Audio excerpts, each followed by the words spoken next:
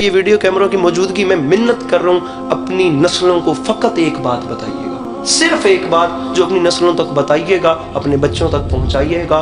خدا سب کچھ برداشت کر لیتا ہے، خدا گھمنڈ برداشت نہیں کرتا۔ شیطان نے گھمنڈ ہی تو کیا تھا، 6500 سال کی عبادتیں ایک سیکنڈ میں سائڈ پہ چلی گئی تھی۔ جناب لقمان نے اپنے بیٹے کو جو درس دیا تھا اپنی زندگی میں، اتنے بڑی شخصیت نے فرمایا صرف ایک کام یاد رکھنا، خدا کا خوف اپنے اندر سے ختم نہ کرنا، چاہے پورے کائنات بھر کی نیکیاں بھی تمہارے دامن میں کیوں نہ ہو، اور خدا کی رحمت سے مایوس نہ ہونا، چاہے کائنات آدم و عالم کے گناہ بھی تمہارے دامن میں کیوں نہ ہو۔ بہت باریک نقطہ ہے، یہاں سے یہ نہ لیجئے گا کہ میں کہہ رہا ہوں گناہگار بندہ گناہ کرے یا بندہ اس طرف چلے، مولا معاف کرے، میں کوئی گناہ کرنے کی وہ نہیں کر رہا آپ کو، لیکن مومن وہ ہے جس کے اندر خدا کی رحمت سے امید اور خوف خدا بالکل ایکول ہو، نہ وہ خوف خدا کے سامنے مایوس ہو جائے کہ میری رحمت، یہ مایوسی بھی کفر ہے، اور نہ وہ اتنا خوش فہم ہو جائے جی میں کربلا سے ہو کے آیا ہوں، جی میں سب سے بڑا مومن ہوں، میں نے بڑا جلسہ کروایا، ابھی حج کر کے آئے ہیں، جی بہت بڑے ہم لوگ مومن ہیں، بہت بڑی ہم نے ماتم داری کروائی ہے۔ یہ چیز بھی نہیں کرنی، نہ ہماری نماز ڈھنگ کی ہے، نہ ہمارے پاس کوئی دعا ڈھنگ کی ہے۔ کیا علی عباس عسکری میں اتنا حوصلہ ہے؟ میں کیا سر پہ قرآن رکھ کے کہہ سکتا ہوں کہ پچھلے 22 سال میں میری کوئی کم سے کم 2 رکعت ایک بھی ایسی نماز ہو جس میں مجھے خدا کے علاوہ دنیا کا خیال نہ ہو؟ میرے معصوم فرماتے ہیں ایک وقت میں مسجد میں 2 لوگ داخل ہوئے،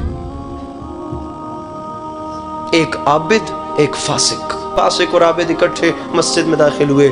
کچھ دیر کے بعد نماز پڑھ کے جب دونوں باہر نکلے تو جو فاسق تھا وہ مومن ہو چکا تھا اور جو عابد تھا وہ فاسق ہو چکا تھا۔ دونوں خدا کی عبادت کر رہے تھے، لیکن جو فاسق مومن ہوا وہ جتنی دیر عبادت کرتا رہا وہ اپنے اندر شرمندہ رہا، میں گناہگار ہوں، وہ ذات بڑی رحیم ہے، ایسے کیسے کر کے وہ میری اس نماز کو قبول کر لے، وہ مجھے معاف کر دے۔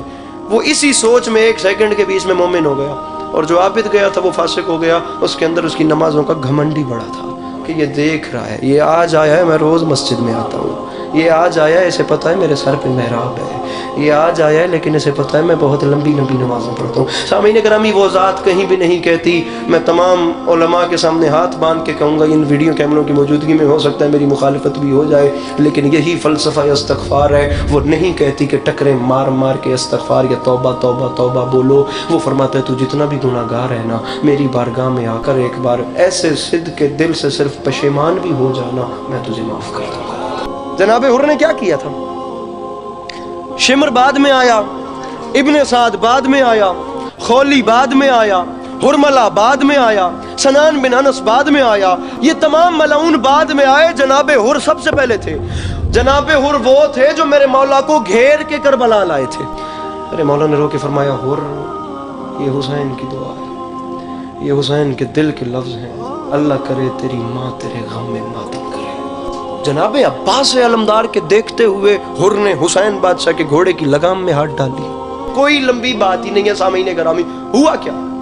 علامہ ذیشان حیدر جوادی صاحب کی کتاب ہے رسالت الہیہ، خدا کی قسم کیا پیارا جملہ لکھتے ہیں، فرمایا یہ جو انقلاب حر میں آیا نا، یہ معرفت فاطمۃ الزہرا کی بدولت ہے، یہ رسول اکرم صلی اللہ علیہ وآلہ وسلم کی بیٹی کی معرفت تھی، جس کے صدقے میں وہ گناہگار، سامعین گرامی ادھر دیکھیے، یہ دیکھیے، یہ بالکل پل صراط ہے۔ 2 کردار بہت زیادہ تاریخ میں نمایاں ہیں، ایک ابن سعد، ایک جناب حر، دونوں اپنے سامنے جنت اور جہنم کو دیکھ رہے تھے، حر بھی ابن سعد بھی، دونوں کو نظر آ رہا تھا۔ ابن سعد نہیں جانتا تھا کہ یہ جس حسین کو میں شہید کرنے کے لیے یہاں پہ آ گیا ہوں، میں نے اس حسین کو یہاں پر رسول اکرم کے شانوں پہ بھی دیکھا۔ 2 کردار نمایاں تھے، دونوں کے سامنے بالکل ایسے جنت بھی تھی ایسے جہنم بھی تھی، ایک نے دنیا چن لی ایک نے آخرت چن لی۔ آ گیا حر علی کے لال کے سامنے اور رکھے علماء کے سروں پہ قرآن اور ان سے پوچھیں جناب حر علیہ السلام نے جملے کیا کہے، جو جملے جناب حر نے میرے مولا حسین علیہ السلام سے کہے، دنیا کہتی ہے وہ معافی ہوگی، میرے نزدیک وہ جملے معافی کے نہیں ہیں۔ آنکھوں پہ پٹی ہے، ایسے ہاتھ باندھ کے جناب حر نے فرمایا، علی کا لال کیا میرے لیے بھی توبہ کا دروازہ کھلا ہوا ہے؟ علی کے لال نے آگے بڑھ کے اسے سینے سے لگا لیا۔ اب اندازہ لگائیں جب بندہ اتنا کریم ہے تو اس کا خالق کتنا کریم ہے۔